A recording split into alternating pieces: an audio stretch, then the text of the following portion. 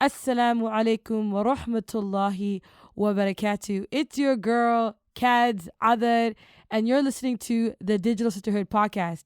This week's episode is going to be a little different, you guys. It's going to be a little different. It's going to be a lot more special. This week's guest her name is Jowhara luula.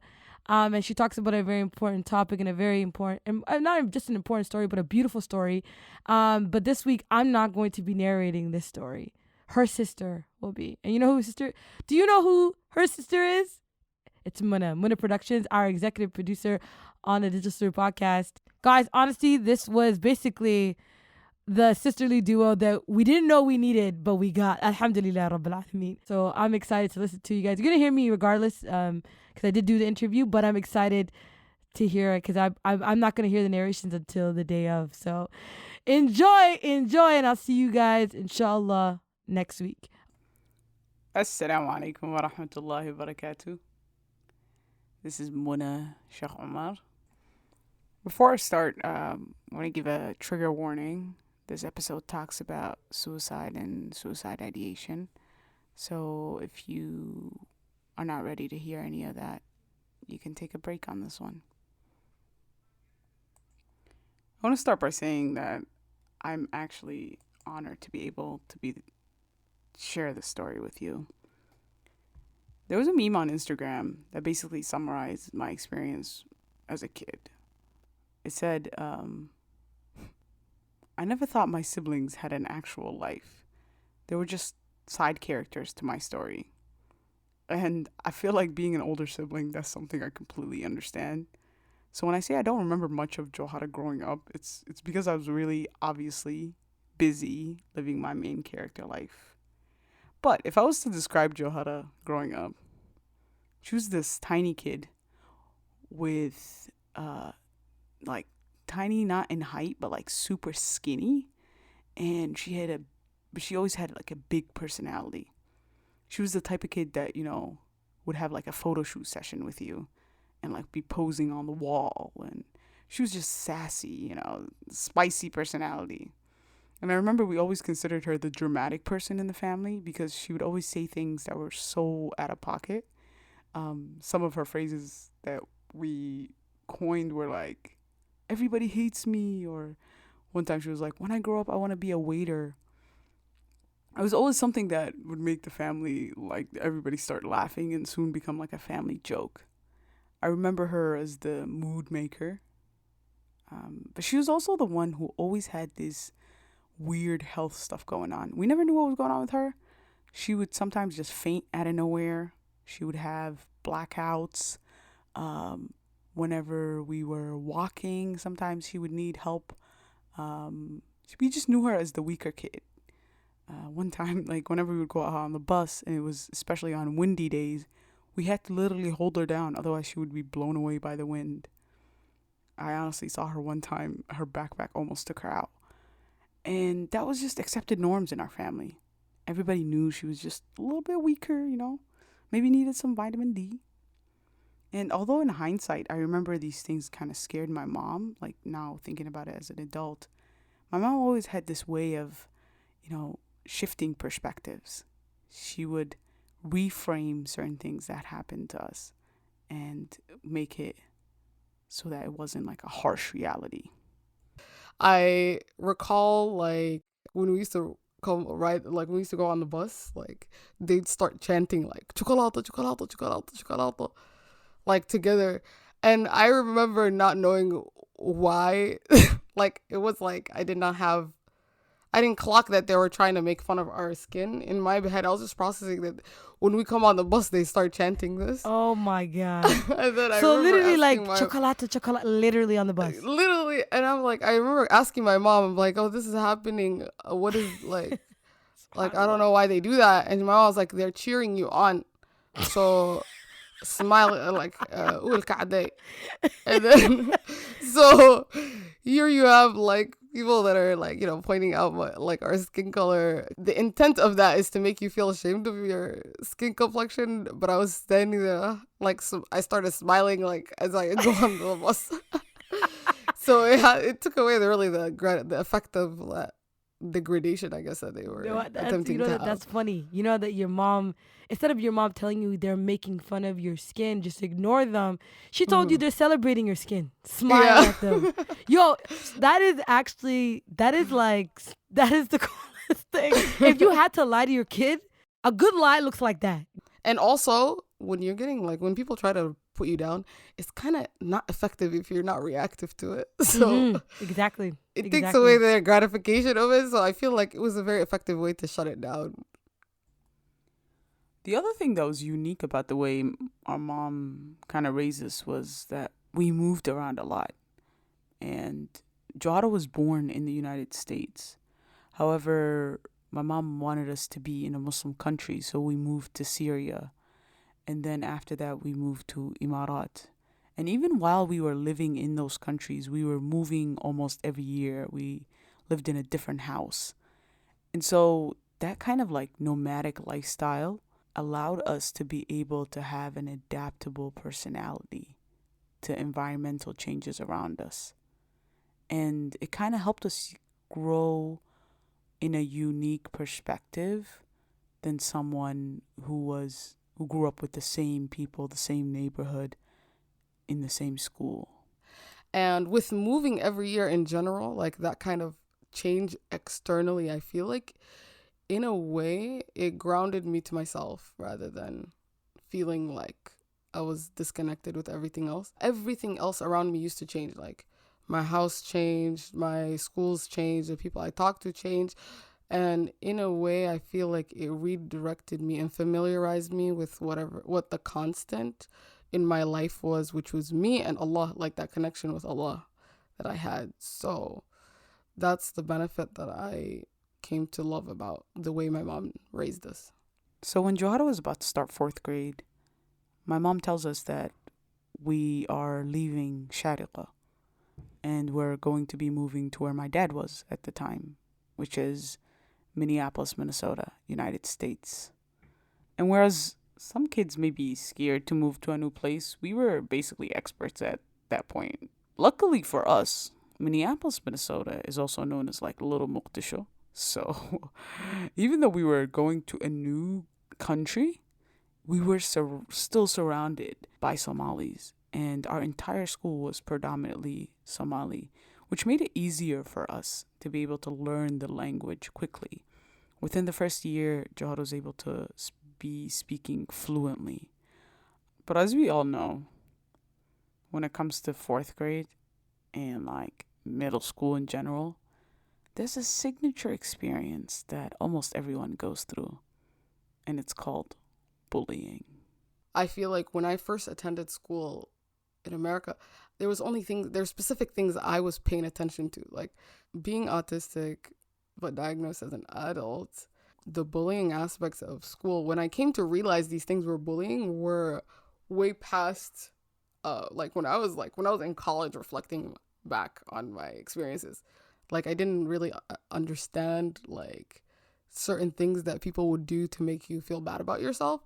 Like particularly middle school, I feel like middle school people are a little, even like there's people that I'm friends with like now, but it's funny because middle school I feel like people are really a little malicious. Like some people that you go to school with, I was just more confused about the things that would happen when I say certain things, and I was just kind of like processing things as like, this happened, this person said this, not as like this is what they think of me or like this is how they see me. I was like very disconnected with how I was being perceived.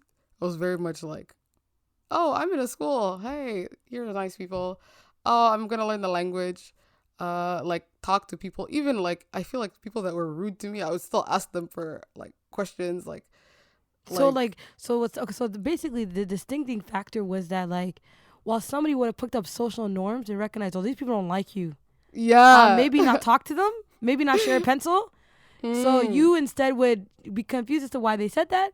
And I think in the result might look like kind of like an airhead, but in reality you just weren't connecting what they were trying to express in their words, and then you would just turn and ignore, and then again hang out with them or ask them a question or treat I would as if it engage didn't with happen. them like Yeah. they weren't like trying to be exclusive or trying to like bully me. the thing that helped is like I was just like, yet again, I'm not really reactive to those comments. So like usually where somebody, like if somebody tells you, oh, your teeth, you have two big front teeth, or your teeth are crooked, like somebody might go cry about it. But then for me, it was like, this person is describing my teeth. And then so I described how her teeth look like to her. Yeah. And it's interesting because I was like I was just very disconnected with that. Oh, this is what they think of me when they're saying that. It was just kind of like, oh, this person said these things. Okay. So being neurodivergent, Jowhara just took her experiences as they are. She didn't really read into what was the reason that someone would be doing a certain action. It just was an experience. So if someone threw away all her stuff in the trash, it was just like, okay, they threw all of my stuff away in the trash. It's not about, oh, what do they mean by this? So it was very easy for her to carry on with her life when that happened. But there was a different type of bullying that was direct. Didn't hide behind implied things. It was words. Jowhara talks about a time when she was sitting in class. The teacher starts assigning people into groups, and she gets assigned into a group with two other girls. And one of the girls turns to the other girl and says, I don't want to be partners with her. She's dumb. And it was an explicit way of saying, like, I don't want to work with you. And so, like, it was a very verbal way of, like, she communicated directly that she didn't not only wanted to work with me, but also how she thought of, how she perceived my intellect. And so that's the first time where I was like, am I, because I didn't, at that time, like by middle school, like I had finished the Quran, like, and I used to do well in school. So I didn't perceive myself as that. Like I had other people in my life that perceived me otherwise, right? And so because I thought of myself as like not dumb, I was like emotionally hurt. And I remember writing to the teacher like about it, like in those, them teachers that have those extra boxes, they're like, write in there if there's anything you can't tell me directly. What I wanted was to, like, at that time I wrote it so that it's like, oh, this person doesn't want me to be in their group, and like, you know, I could like work in another group or by myself. Wow. So you weren't even telling her to tell how upset you were, telling her, can you move me? Yeah, so that I am removed from this discomforting this person, because I felt in a way like I was doing harm. And I remember going home that day and thinking about it, and like you know, I was not emotionally expressive. Like you won't see like me crying. I look more nonchalant when I was younger, and like especially with my facial expressions. And when things like this happen, it's like half the time I'm thinking about it, I have to go process it the rest of the day and sit there like, oh my god, you know, they called me dumb. Am I dumb? And then thinking of myself as dumb, like thinking that they thought of me as dumb while I thought otherwise was painful. And so when I was like, you know what? Everyone can be smart. Like, you know, and what? I'm dumb. And yeah, and what about it? And I almost feel like that is the origin of me, like one of my coping mechanisms of dealing with like negative comments and like getting through school at that time is like, you know what? And what's wrong about it? I'm ugly. Okay, I'm ugly. And when I perceived myself in those negative traits, like I feel like others perceiving me that way was just informative rather than like degrading. Does that make sense? Oh, so for you it was like intel. It was like, okay, it's like somebody saying you're wearing a black shirt. At that time, I feel like the pain that comes from like hearing those things, it went away when I thought, like when I just internalized it. When I was like, yeah, okay, I am that. So Jowhara joined the boat of a very common coping mechanism people have, which is if I hurt myself first, somebody else saying it to me doesn't hurt as much. So I would take a picture of her or something. It was like, ugh, I hate my mouth. I hate myself. She would say, I hate my mouth. I hate my teeth. I hate looking at myself. I'm so ugly, you know? And it's things that just came out naturally, I guess. it always used to jar me, and like I used to be like, what do you mean you look ugly, or what do you mean, like, why, how do you casually just accept these things about yourself? Like I always used to be like, the world is gonna bully you, why bully yourself? But actually it was a form of protecting herself. And you know that phrase that Jowhara always used to say, everybody hates me? My mom used to always respond with an equally ridiculous statement, sarcastically. And she would say, who loved you anyways? The sad thing is that Jowhara took that literally. I feel like that's when I was younger, I rid myself of that expectation because of how I processed those words, even though that's not how it was intended. Like, I was like, everybody hates me. Yeah. When I say everybody hates me, I was like, No, and your mom was being sarcastic. My mom was being sarcastic. But you took it as like real, like, oh, very literal. Because for you it was like a questioning hanging in the room. You're like, does people like? I think it might have been like, you're like, okay, that makes sense for all of this experience. Yes, you know what I mean? It was like, that's why I wasn't being treated so nicely, and why I was experiencing this and that. Like, it was like the explanation, like, and it was like, for me, it's like, dang, okay, I was looking at it wrong. Like, I know it's like, I'm out of pocket for it. Like, it was funny because it was like I was like self-reprimanding for expecting that, like. And so, but that's just like, when I look at it overall, like, I feel like it manifested throughout. Yeah, throughout your experience. Yeah, I saw yourself in. And how it affected my self-image and your what kind of relationships I built. They don't tell you when you're younger, oh yeah, if you experience this and this and this, should alarm you. Like, this things shouldn't happen. The other thing I dealt with was chronic pain and having health issues, and like having other health things that were undiagnosed, that were just like my day-to-day, like dealing with fatigue, like all these other things that was just in the background. I want you, when you're listening to the story, just to kind of notice how casually Jowhara talks about pain. And that's something that's like a common thread when it comes to her narrating her story about her pain. It's like, my sister says some of the most, like, crazy things, in the sense of like, it's a big deal, but she says it in like a regular way because she's been experiencing it for so long. And the thing is, when you say it in a dramatic way, people end up chastising you. And that's what she ended up experiencing throughout her childhood. People showed her how they treat people who show their pain. The experiences that I had that made me hide it, like all the things that I was experiencing, at least with my health and stuff, were particularly related to the reactions that I initially had when I was expressive about it. So like, when I experienced, like, if I couldn't stand for long periods of time, I was having back pain and stuff.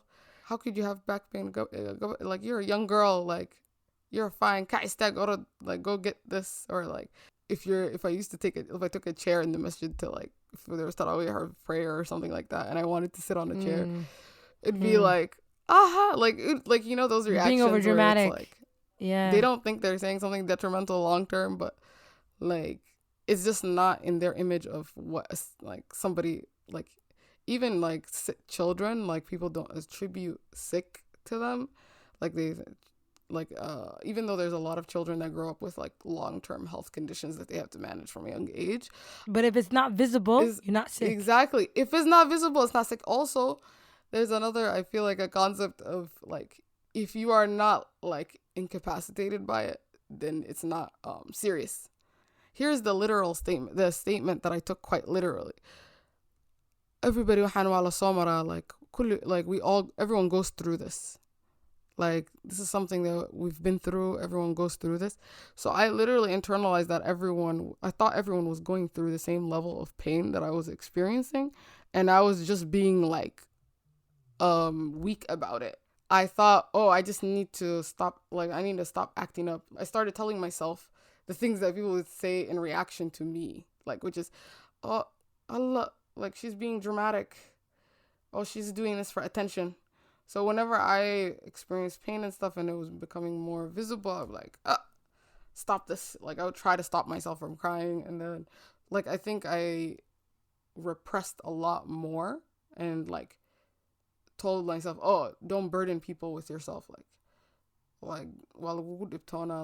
and like your parents are already working hard and doing a lot for you. Like don't add this on top of everything, and be quiet about it because everybody else is doing that, so why can't you? Is how I Wow. would like gaslight myself in a. The habit of hiding her pain and gaslighting herself continued for years. Jowhara was like a Oscar, I have to say, Oscar worthy performance at hiding what was going on with her. In our family, she was like the one that she took care of everybody. She would always have a lot of friends, So you would never think about the fact that she may be in pain. It was so unfathomable for me, that someone who was so out there taking care of everybody would be in pain. Then sophomore year of college came. My mother was gone to Somalia with my younger siblings. It was just me, my sister, and my dad in the house. And one night she woke me up in the middle of the night. I think it may have been like 3 a.m., 2 a.m. And she says to me, Muna, can we go to the ER? In the most casual tone. I couldn't tell if she was joking or for real. She was like, yeah, I have a headache. And I couldn't sleep all night. This girl was the queen of like downplaying what was going on with her. She said it was a headache, but it was a migraine. Imagine being in pain to the point where you think like regular pain medication is not doing me anything. I have to go to the ER. And for me, it was the first time that I actually got to glimpse some of the pain that she's been living with. I remember one time I asked her, are you okay? Are you in any pain? And she says to me, casually, she says, when I'm always in pain, it's just sometimes it's more bearable than others. Like majority of times, like background pain playing. And I was like, are you talking about your pain? Like it's some background music? Like sometimes it's forefront, sometimes it's in the back. Like we're talking about pain. And whenever we would go to hospitals, it was so annoying because a lot of times healthcare is about how the doctor perceives you or how important they think your symptoms are. Or a lot of times you have to self-report what's going on with you. And it's like they constantly put you in a loop. So you go to the ER doctor says, oh, go see your primary doctor. You go see the primary doctor. And sometimes even before you get to your primary doctor, it'd be a couple months. The primary doctor says you have to go see a specialist. The specialist is 3 to 2 months out appointments. And through all this time, you are in pain. And so when we would be sitting there, Jowhara would be like, yeah, my pain is, 11 out of 10. And I'm just, she's saying it in the most calmest tone. And she says, I just want to she would say, I want to take my head and I want to bang it against the wall. That would give me relief. She was so good at hiding. But this time, it was too much. Her body couldn't do it anymore. I didn't understand what was going on with my body and why it was that bad myself. Like I was more trying to ignore it and pretend it's not there and like manage it secretly. It's like pretending like I'm fine was my anthem. And so with my sister, it was like I just knew the things that helped me with like feel better. And so I didn't have to explain to her. It didn't have to make sense for her in order for her to do it for me.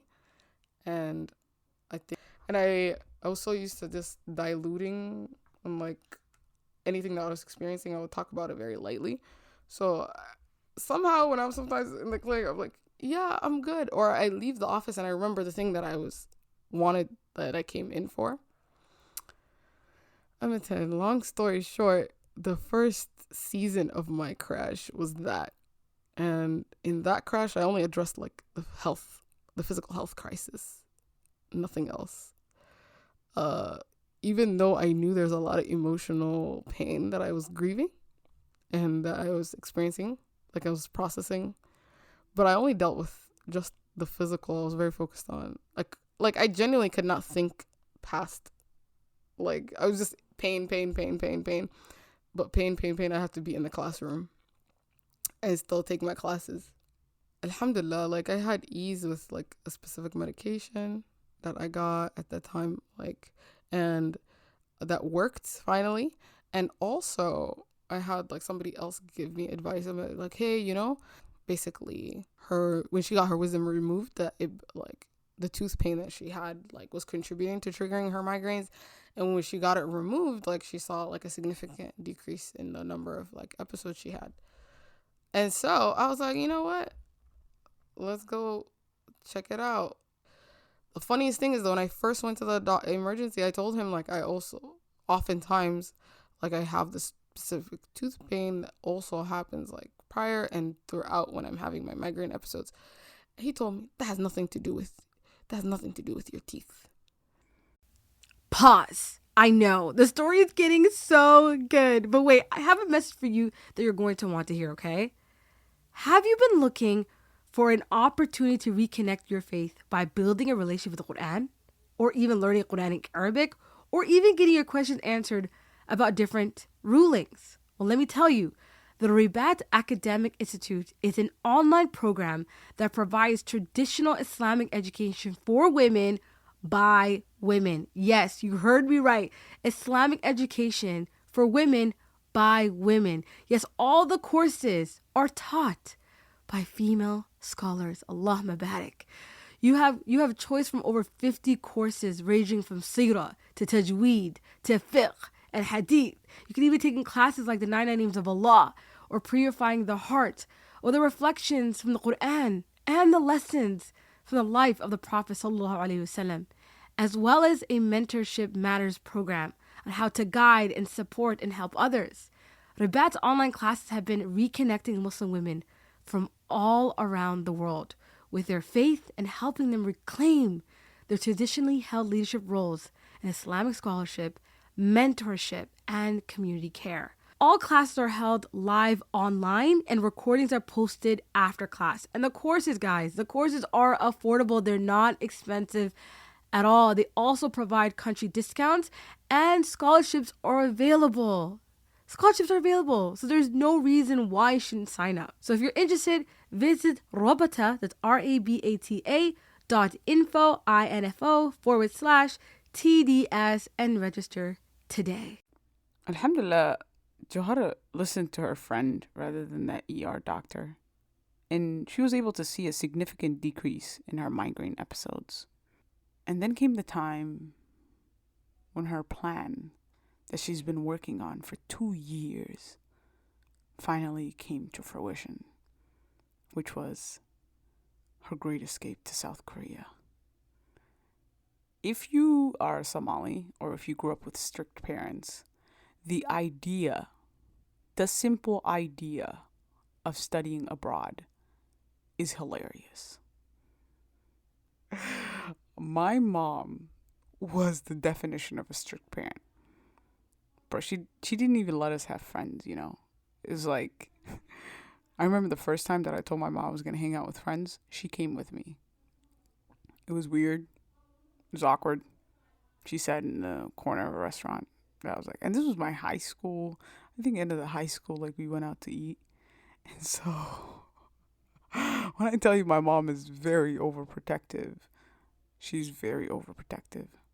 And Jowhara always used to surprise me because she was brave like that.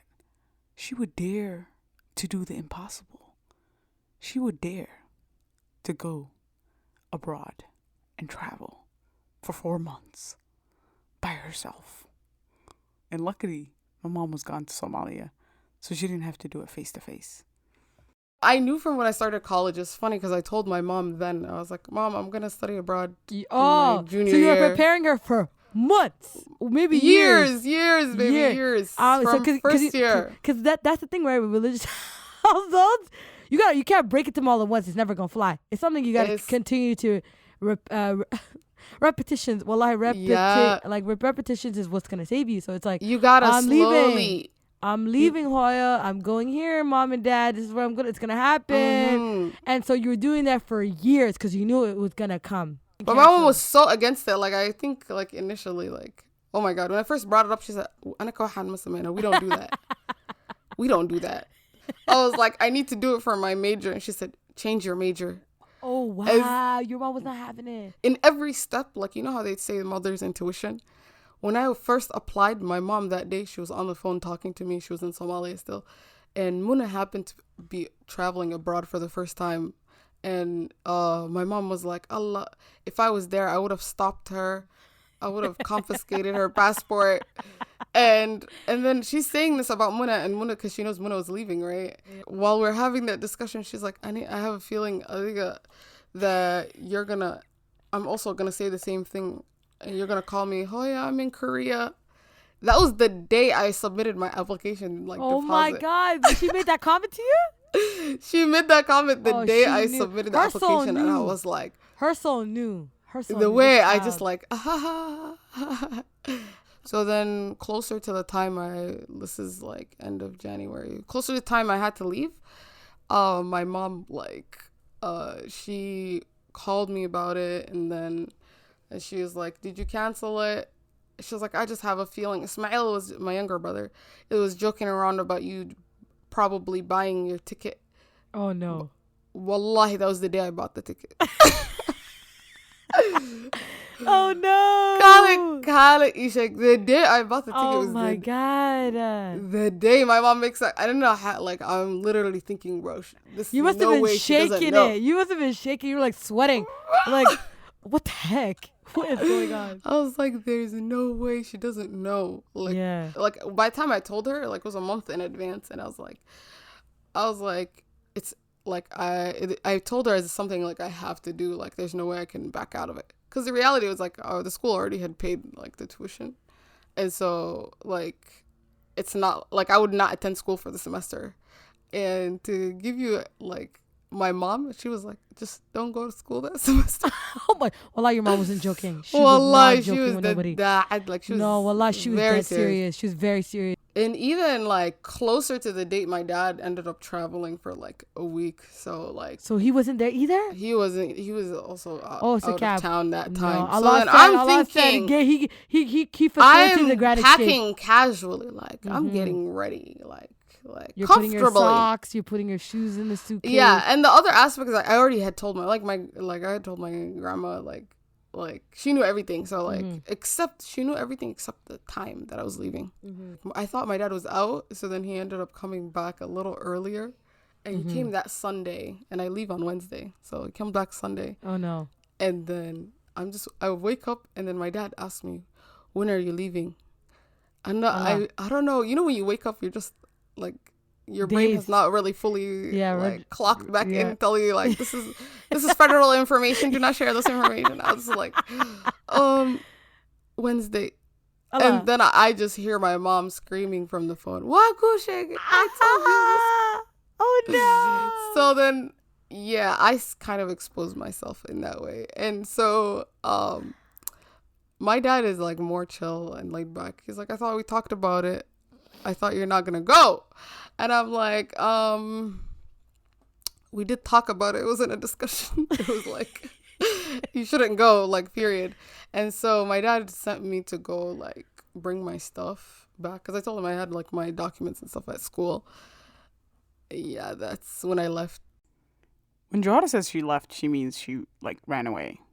Basically, she left to a friend's house and decided to stay there until Wednesday when she could get on the plane safely.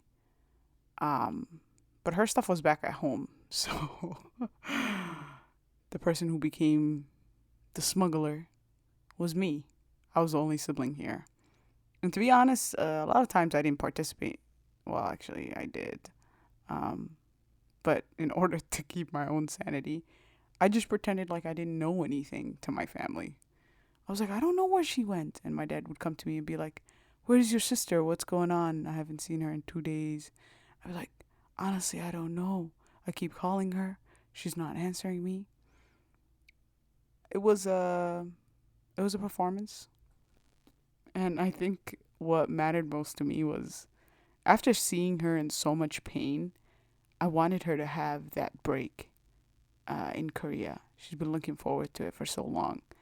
And so I was down, whatever it took to get her out. Luckily, it was my dad that's here who's much more chill. If it was my mom, she would be driving around the Twin Cities looking for her, probably filling out a police report, going like, my daughter is missing. Somebody find her. And the scariest thing was I overheard my mom and my dad talking, and my mom said she was coming back on Wednesday, the day that Jowhara was going to be leaving. We didn't know the time. She said she's coming 1 o'clock. I didn't know if it was 1 a.m. or 1 p.m. So I tell Jowhara this, and I'm like, bruh, you better be incognito at the airport. So luckily, my mom ended up landing at 1 p.m. My sister traveled that day at 6 a.m. And my mom, at first, although she was completely angry against it, once Jowhara talked to her, she kind of calmed down and she started asking her about the classes she's taking there. And it was like there's nothing she could do about it anymore. And Korea was so good for you, wasn't it? Oh, it really was. And I think it was the break that I needed from at least stressors in terms of like, it was like a chill version of college. Like I was just taking classes that I liked. I was taking evening classes, electives, I was really vacationing, basically full-time, studying part-time. And so it was a really good break from everything. And I think it was like a good self-reflection time because it was the first time where I got to have really like full autonomy and like without thinking about how others were going to perceive me in like choosing the clothes that I wear and how I cover and veil. And like even praying is like really up to you. And so in a way I was really challenged because I was so dependent on the environment, like kind of making it autopilot almost. Like it's prayer time in the house, like you just join. And I went to an Islamic school and like high school, and so like there's there's always a lot of things that made it like convenient. I had different things that made it like made Dean a part of the day to day. And so for the first time it was a big challenge on my end and I struggled a lot. And at the same time I feel like I grew connected to Allah a lot more at that time. And I feel like it was significant because coming back, I came back to the environment that I was in before. And at the same time is like, even when I was in Korea, like I got down all like my health stuff, but I knew I was still having like different health challenges that I didn't have, like I haven't had diagnosed or had treatment for. I just knew this is what I experienced on the day to day. And so when I came back, I knew I was like, okay, I have health insurance. Like, let me continue. And so that's what I pursued, like to like go to the physician and like tell them my symptoms and stuff so that they can figure out what else was going on, right? Particularly during that time, I switched back to I went from living by myself to living in a large family household again. Like everybody's on a schedule and like everyone was adapted to their own to each other's schedule, but it felt like mine was like not on everybody else's. So being in Korea for 4 months and a half, Jowhara was able to build a routine that consisted of her living on campus. She was able to get things done, and routine was very, very important to her. The thing is, like, knowing like about my like being autistic and having ADHD is something, and like generally being neurodivergent is something I found the language for in the past year versus like, so at the time I was just struggling, and I was just thinking something's wrong with me. Like, I don't know why I'm struggling with the basic stuff. Like, oh, I didn't eat all day, or like things that just because I didn't have a routine around them, or like the things that like, yeah, basically if there wasn't like consistency or like there was changes, I would just like skip the routine related to that. I was always figuring out different coping stuff to help me figure out like how to do the things that I want to do, but I didn't know why I needed to have additional coping things, if that makes sense. So Jowhara began to write her own playbook to be able to survive and help herself get to the goals that she wanted to do. One of the things my mom always used to comment on was the fact that Jowhara, whenever she was doing something, she always used to have somebody on the phone with her, like almost 24/7. It was kind of odd for my mom. But for Jowhara and her ADHD, which was undiagnosed at the time, having somebody there helped her focus on the task. And she would write herself note cards, post-it notes. She would help herself in different ways to be able to achieve what she wanted to achieve. There was another side that Jowhara wasn't dealing with. If you think about a balloon that somebody is blowing into, and as they blow and blow and blow, there comes a moment when that balloon pops and everything that's inside that balloon comes out. But I was also carrying the heavy self-hatred load of like me internalizing all these like age 0 to 20 something of hatred directed towards me that I just compiled. Like, I never processed like any of these experiences. I'm just like I just want to like the baggage that I was carrying around. And I used to like wonder, why is it like, why can't I, like, why is it easier to be hateful towards myself than like be kind? So like, Yeah, and compassionate. yeah, like it's yucky. It was like, ugh. If I told myself, oh, you're beautiful, I'd be like, ugh. No matter how much I knew how I was supposed to feel about myself, like how I actually felt about myself was a lot different. Like when it came to when I started struggling really with my mental health, it was like, oh my God. It's like my brain like brings back everything that was unaddressed. And particularly I've taken note that like I had like right before my period, like it used to be so like the experience I had was like so intense. Jowhara got diagnosed with syndrome called PMDD, which is premenstrual dysphoric disorder, which is a severe form of PMS.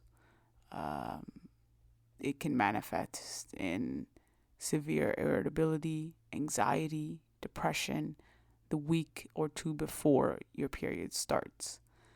And in Jowhara, there was also a symptom of lack of sleep. She couldn't sleep for like sometimes 2, 3, 4 days. But this was a time where it was undiagnosed. So Jowhara was having all the symptoms, but didn't know what the cause of it was, or if it's something that other people are experiencing as well. Because this would happen every period cycle, continuously. And so these symptoms, severe depression, severe anxiety, were just part of her daily routine or monthly routine, I guess. And she went a while without addressing them.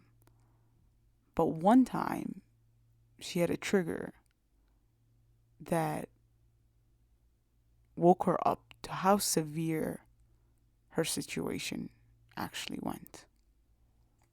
And I want to give a trigger warning here, in case you missed the one in the beginning. The following conversations will talk about suicide, suicide ideation. And so just to give you a warning. My wake up call was So I want to just like narrate it in a way that the day I remembered this day, it was one like my sister's birthday. So mind you, I'm just carrying a baggage of like life experiences, memorized HD. Part of being autistic is like not everybody has like full memory recall, but I think for me personally, my brain just memorized excessive detail. Like I can like recall a lot from my childhood and stuff, but in a way there was like a segment, and all the negative life experiences was just kind of put in an area where I don't think about, but more like, but it contributed to how I felt about myself, but I didn't actively think about those unless it was like I was really in a dark head space and my brain is like saying, oh yeah, remember this, oh yeah, remember that. I had an incident in which like I was being like open and vulnerable about asking like a person. They weren't like harmly intending like what they said, but they were just being like, no. Basically, it was specifically me telling them, oh, something they said hurt my feelings, and they told me like, I don't care. And then I was caught off guard because this is somebody that I didn't have like my guard up with, or like somebody that I didn't overly analyze. It was somebody like I felt like myself around. When I experienced that, it was interesting because it was my first like trauma trigger in a way, and it felt like Pandora box open, unlocked. I recall when I like, because I also pretended at that time I wasn't affected by those words, but I remember when I went to the bathroom, I was like crying, and I was thinking like, why did you make me think I mattered? Like I'm worth something, which is like interesting because then I framed my self-worth like based on who cared versus that I'm inherently have self-worth. Yeah. And I felt like I wasn't in that moment when it first happened. I wasn't seeing the person. I wasn't in the space that I was literally visually experiencing like different times, like different like faces, and like I was just, you were having a flashback of everyone that told you that you didn't matter. It was like, and it came to a boiling like point. It felt like I could feel everything all at once. All the things I didn't process. Yeah, it was just like, and so it put me like, I felt like I was back to scratch, like all the like throughout college I kind of built some level of sense of self-worth, and it felt like flat after that day. Like it was like I could like I was, everything that I didn't think about was active. Like I could remember everything. So after that incident, like I was, I wasn't able to clock that this person, that I never had any doubt about, like felt this type of way. Oh my God, I could be wrong about everyone. And so it made all social like engagements like feel like I was rememorizing people from scratch. Because at this point, what you thought you knew, you didn't know at all. Exactly. Because if you couldn't peep the one person and you didn't have your guard up, and she like reopened those like wounds, and they came back, and you started to question all your relationships. You're like, oh my God, I didn't. It was like I wasn't able to because I trust your own opinion. Yeah, it was like I already didn't know I could I already knew that I could miss like social cues of like people getting upset and things like that. But and this person though, imagine like you already knew that you were shaking it in those social cues and maybe of your perspective of people. But when you thought you were dead set on one person, you thought you knew them, and then you come to find you didn't. Then what foundation are you standing on? And it was. How could you trust yourself again?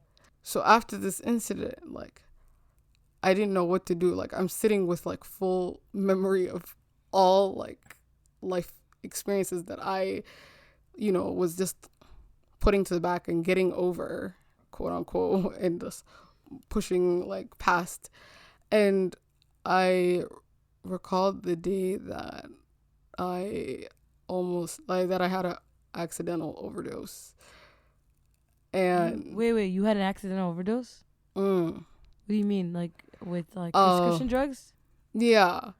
And so there's a lot of insomnia that's induced from like just like the hormonal fluctuations and like that.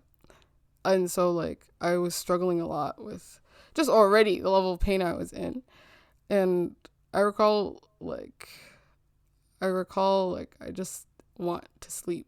Even if I took like sleeping the medicine that I was taking, it was supposed to help you fall asleep, but it was like not budging, and it related to like it was like let me tell like 3-4 days that I didn't really sleep. So You were like for me, exhausted. it's like I can't handle. I just want to sleep, but I knew at that time it's like I wasn't very like, oh my god, careful. Like I was just like I'm gonna take it until I fall asleep, and if I'm not sleeping, like I will take like I was taking more, and I remember. Why were you? like, I have a question. Why do you think you were insomniatic at that point? Is it because of stress? No, and it's what you because of the experienced? PMDD, and Yeah. like it affected my ability to sleep. Mm-hmm. You have like it affects your appetite. Like you have an appetite disturbance, sleep disturbance, mood disturbance. Mm-hmm. Like it's really a roller coaster from a first person experience. Mm-hmm. I feel like you go from like functional to like what is what, like just fully like out. Yeah. Everything, like even if you're doing everything same, it's like your mood is like zero zone. But I had other different traumatic experiences that happened to me during that time, and so like You were it was already like down. You were already down bad. so You're it already was sad. like it You're already added sad. So the max. Yeah. So basically, that thing how basically fluctuates your emotions, and like, and then on top of that, you were sad about the certain I events was that were already going on. Yeah. like You're already sad. Like barely you really were holding processing on. and dealing with whatever I was like And you experiencing in real life. And on top of that, you weren't sleeping. Oh, and So the thing is, oh my god, there's aspects of like I was maxed out emotionally, physically. Also, like my physical health was like worse than it was at its worst as well. Like that's the time it took another dip. But it's interesting because I didn't think about that time period. And when I was dealing with more, like I was experiencing more discrimination, like in school, because of like my health things, like, and so like the whole season I had pretty additional things that just exacerbated what already was beyond the max. Yeah, it was already the max. And so you started to so I was just, it was just that one day that I was recalling like there's difference, like people who have, you know, time like attempted suicides and stuff, like there's different. Some people literally write it out, this planned things, and there's different ways in which, like, you know, you almost cross over for like based on the person. But for me, that experience, like I could not sit there and think, no, it's not, it is like out, it's just coincidental. It was very much related to the state of mental and physical well-being I was in. Really, I wasn't thinking through, okay, if I take this much, my body's gonna, or what's the max. I wasn't thinking about those. I was like, I'm still awake. It was so it's not like something that's in my norm. It was so out of my norm. You're in so much physical and internal pain that want to stop. Dying feels like you want that to stop. No, because dying at that point is a relief. Yeah. You know what I mean? It becomes a relief, and that's, subhanAllah, it's just so, I'm just so sad to hear that, because obviously, like, things are bad when dying doesn't seem as scary. It makes me think of this descriptor that I felt like was very validating at the time when I, you know, like around those times I used to, like, you know, I used to look up memes and stuff, things to help me cope, like at least laugh about it or like feel validated in like what I was dealing with. I think there was one in which like they described it as like people see a person standing on like a ledge of a window, and they don't know that person is, you know, like they'll tell you, don't jump, but you know, that person is looking back to a room that's on fire. And subhanAllah. And I felt like, you know, like, but like at that time, even when you tell somebody, but people care about you, it's like, it's like, I feel like that visual shows like, what is there to go back to when that part like is on it's fire? like it's living is dying, and dying like at least has an end of something. Yeah. And I think, you know, alhamdulillah, to have been able to get past that day, because I remember the date, like the morning after, because it was like it was really intense that whole night, like, because I was having body shakes and everything. But the morning, like, I remember that day, the day after, all I remember is reading Qul Huwallahu Ahad, and that surah having an effect on me. And like, especially the last ayah, that وَلَمْ يَكُنْ لَهُ كُفُوًا أَحَدٌ. Like, I don't know the English direct, like, I know the meaning, but I can't correctly translate it. But there's none like unto Allah subhanahu wa ta'ala. And I was thinking that if I have Allah, like, I don't need to know everything. But if I have Allah, like, Allah is enough. And so, like, at that time, I remember asking Allah, like, I don't know what I'm dealing with. I don't know why I'm dealing with this stuff. I don't know to what extent, like, why is it affecting me to extent? And I don't know, like, how serious or detrimental it could be to me.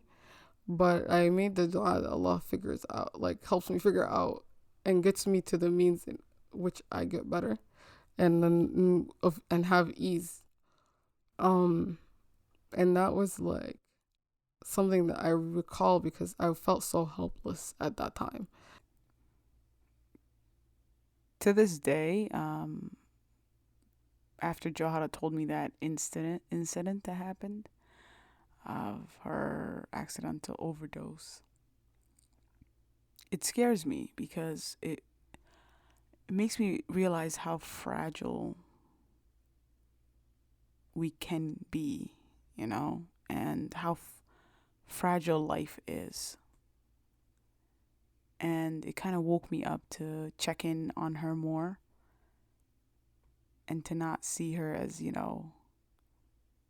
this basically this other individual who's just a side character in my life. I think it's easy to jump into becoming the savior role, but the thing that Jowhara realized, and I'm so glad, and I pray to Allah subhanahu wa ta'ala, and I thank Allah that she did, was that you have to start taking care of you first. You can't be taking care of other people assuming someone else is going to take care of you. So she really started to embody that and live that. Like, the biggest thing that happened when I came to recall everything, and I was in more, like, I was going through a lot more. I knew this time around, like, I couldn't just pretend it's not there. All the time we're pushed to, like, keep going, like, if you're not dead, it's not that serious. That's the culture in which we operate, like, if even mental health is always ascribed to, if you're not really out of the norm or having behavioral, ways that it's manifesting in your life, like, if you're not completely naked running around, something that is not a daily occurrence, then there's no such thing as mental health, which is a big misconception. And I feel like this had made me, like, it was a catalyst for me to be like, whoop, I gotta get diagnosed, I gotta get an assessment, I gotta find out what's going on with me.